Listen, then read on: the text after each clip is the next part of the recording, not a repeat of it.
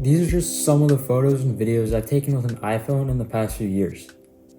And whenever I show my friends and family, the one question I always get asked first is how'd you do it? Like what settings did you use? So today I'll share my entire workflow for capturing the highest quality content with an iPhone, including the settings I use all the way to the steps I use to edit. Now just a quick note, I'm currently using and will be showing these settings from an iPhone 15 Pro Max. A lot of you may not have the exact same settings available if you have an older iPhone model, but as long as you have something somewhat recent like a 12 Pro or later, you should be good to go. First off, we're gonna actually jump into the settings app instead of the camera app. Scroll on to the camera section. Once you've gotten there, let's go into the record video section. I have this set to 4K 24 frames per second so I can get the absolute highest resolution out of my phone along with the most cinematic frame rate. I also have enhanced stabilization turned on since a lot of the time I'm shooting handheld and I don't have the steadiest of hands. I have everything else off in this section. And as far as slow-mo, I just have this set to the default since I haven't messed around with it. If I'm gonna be honest, I don't really shoot a ton of slow-mo footage, but cinematic mode is one thing I have messed around with. I have this set to defaultly record at 4K 24 frames per second, but a lot of you may not be able to go up to this resolution and maybe capped at 1080p 30, which is completely fine since 90% of the content that you see on this channel has actually been shot at that frame rate with cinematic mode, and it looks great. But for anyone who does have a 14 Pro or anything like that or later, then you can definitely crank this up to 4K to get the absolute highest resolution out of your phone. Now let's jump into the formats tab. This one's pretty important. I have my phone set to high efficiency instead of most compatible since I have a fully integrated Apple ecosystem and I don't have many compatibility issues. For photo mode, I have it set to 24 megapixels and this will only be available to you if you have a newer iPhone, but essentially what we're doing is whenever we want to capture anything with our phone, we want to use the best quality sensor to let in the most light, and 24 megapixels will let us do that. And now this is a big one. I have ProRAW and resolution control turned on and set to 48 megapixels. This is again only going to be available to you if you have a 14 Pro or later, but basically this is going to let us use Apple's ProRAW format, and when we edit photos it's going to make it so much nicer and you'll get so much more detail in your photos, although file sizes can tend to be somewhat larger. And as far as ProRes and spatial video, I have both of them turned off since one, I don't plan on getting an Apple Vision Pro, and second, ProRes file sizes are gargantuan. I just don't care enough to have it on. Anyway, these next set of settings are definitely more up to personal preference, but for my own time and efficiency, this is what I have turned on.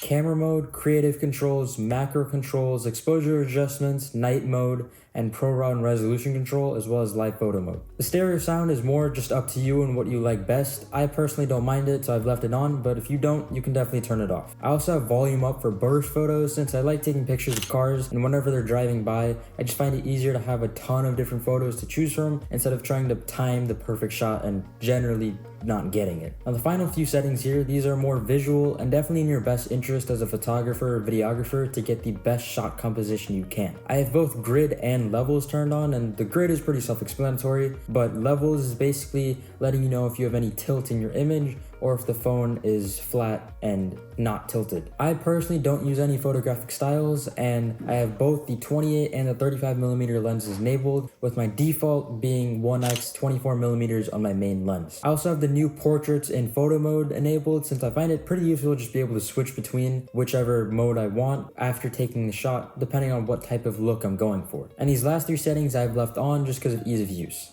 But that covers everything in the settings app. Time to jump over into the actual camera app. Starting off, many people don't actually know this, but if you swipe up or click this little arrow at the top of your screen, you'll actually get a ton of other controls that you can use in your camera to get the absolute best shot possible. These include things like exposure adjustments, night mode, your flash, ProRAW resolution, all of that stuff. I personally have everything left off except for night mode, which I have for auto, unless I'm taking any astrophotography shots in which I'll manually turn on the night mode to the exact setting I want. Now, one thing you'll notice is that in the top right hand corner, you'll see that there is ProRAW resolution control on if you did turn it on, but live photo is turned off. This is because you can't have both running at the same time, and I know this is somewhat of a bummer for people since live photo can be a pretty cool feature, but as far as me, I don't mind it, so I have it left on. And if you do want the highest possible resolution and best photos from your phone, I would recommend you just have ProRAW on instead of live photo. But that covers every single setting I have on my actual phone. Now time to talk about how I edit. There are two different avenues this could go down depending on if I'm shooting videos or photos. It's photos, I'll be using Lightroom since it's super easy to use and it's also free on the phone. I'll change up the exposure, the contrast, saturation, and edit the highlights and the shadows. But now moving over to if it's video, I'll send these files over to my computer and use DaVinci Resolve 18. I don't have the studio version since I don't see the reason for me to use it, but that will do it for this video. And if you did find it useful, make sure to leave a like and subscribe as we're on the road to 1,000 subscribers and we're over 86% of the way there. And I'll see you guys in the next one. See you.